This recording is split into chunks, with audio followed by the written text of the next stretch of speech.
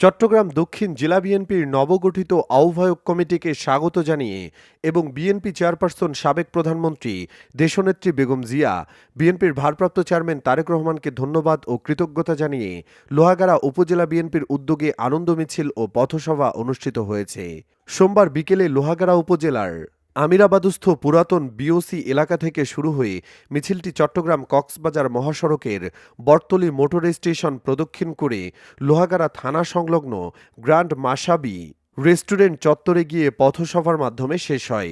লোহাগাড়া উপজেলা বিএনপির সাবেক সাধারণ সম্পাদক ও চট্টগ্রাম দক্ষিণ জেলা বিএনপির সাবেক সিনিয়র সদস্য এস.এম. সলিম উদ্দিন খোকন চৌধুরীর নেতৃত্বে মিছিলে উপস্থিত ছিলেন লোহাগাড়া উপজেলা বিএনপির সাবেক যুগ্ম সাধারণ সম্পাদক সালাউদ্দিন চৌধুরী সোহেল।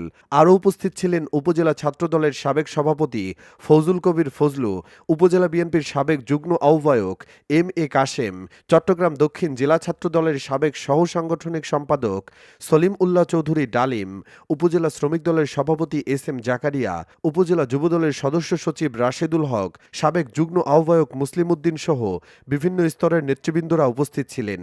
বিস্তারিত দেখুন মানবকথন চট্টগ্রাম স্টাফ রিপোর্টারের পাঠানো প্রতিবেদনে।